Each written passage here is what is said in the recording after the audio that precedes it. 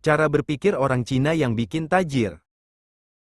Cara berpikir orang Cina atau Tionghoa patut menjadi pedoman jika kamu ingin sukses dan tajir, terutama mengingat Cina adalah negara maju dengan segala inovasi terkininya. Untuk di Indonesia sendiri, orang-orang keturunan Cina banyak yang merupakan konglomerat. Hal tersebut membuktikan bahwa orang Cina memiliki pola pikir yang berorientasi pada kesuksesan. Tidak jarang pula bisnis yang mereka miliki berusia puluhan tahun. Lalu, apa sebenarnya rahasia berpikir orang Cina yang membuatnya tajir? Berikut video singkat pembahasannya. Menjadi seorang yang rajin, gigih, ulet dan pekerja keras dibandingkan orang lain memang sudah bawaan sejak lahir dari orang Tionghoa. Jika biasanya orang-orang menggunakan waktu libur mereka untuk beristirahat atau bersantai di rumah, hal ini justru tidak berlaku bagi orang Tionghoa. Mereka lebih memilih untuk tetap bekerja atau berbisnis di hari pekan demi menambah pundi-pundi kekayaan. Maka tak heran jika orang Tionghoa bisa lebih maju dalam segi finansial dibandingkan yang lainnya. Konsistensi untuk disiplin dalam pekerjaan menjadi rahasia sukses orang Cina yang patut kamu tiru jika ingin berhasil. Terlepas dari adanya suatu masalah, orang Cina tetap berpegang teguh pada kedisiplinan.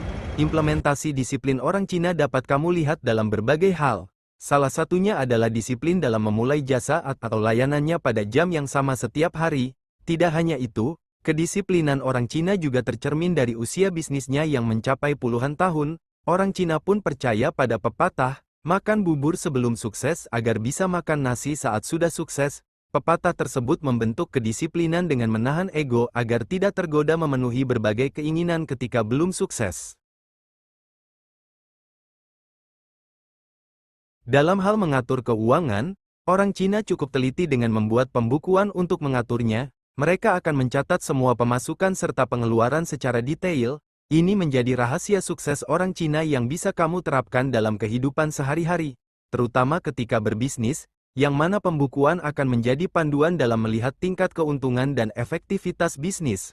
Sebab, semua pemasukan dan pengeluaran dapat terlacak dan terdeteksi secara efisien. Ketelitian orang Cina pun terlihat pada pengaturan harga produk yang mereka jual. Orang Tionghoa itu gemar menabung dan berinvestasi. Begitu mendapatkan uang, mereka langsung menyimpannya di bank atau sering juga diinvestasikan lewat dana reksa atau deposito. Uang yang mereka tabung atau investasikan bisa mencapai 75 hingga 80% dari total pendapatan. Sisanya baru dipakai untuk memenuhi kebutuhan bulanan. Fenomena ini sebagian besar terkait dengan budaya dan nilai-nilai yang ditanamkan dalam masyarakat Tionghoa. Menabung dianggap sebagai tindakan bijaksana untuk mengamankan masa depan dan melindungi diri dari ketidakpastian ekonomi. Orang Cina yang kini menjadi konglomerat tidak langsung sukses pada masa awal karir dan bisnisnya. Banyak yang bahkan gagal hingga mengalami kebangkrutan. Namun, mereka tidak menyesal berlarut-larut atas kegagalan tersebut. Alih-alih menyesal dan menyerah, mereka bangkit dan mencoba kembali menata bisnisnya.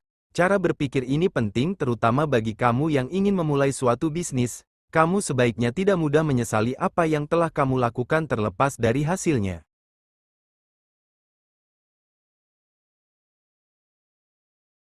Seperti telah disebutkan sebelumnya, tidak semua konglomerat Cina langsung sukses dalam bisnisnya. Terdapat mereka yang gagal sampai dengan bangkrut sebelum akhirnya menjadi konglomerat yang sukses. Ini mencerminkan bahwa orang Cina siap untuk gagal dan tidak takut saat mengalami kegagalan.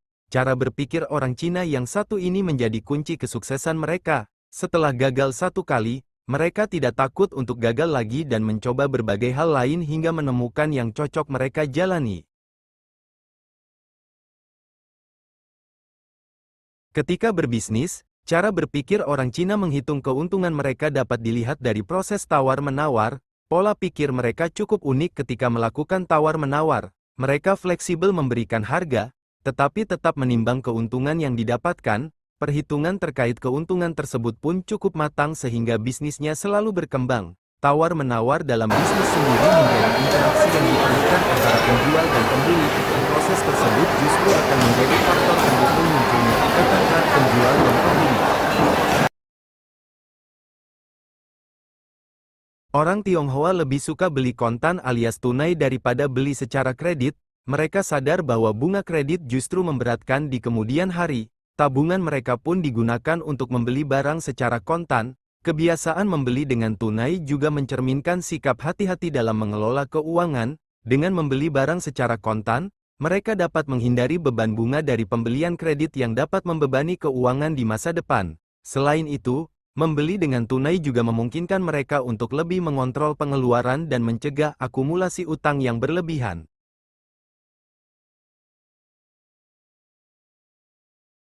Simak saja bagaimana orang Tionghoa berpakaian.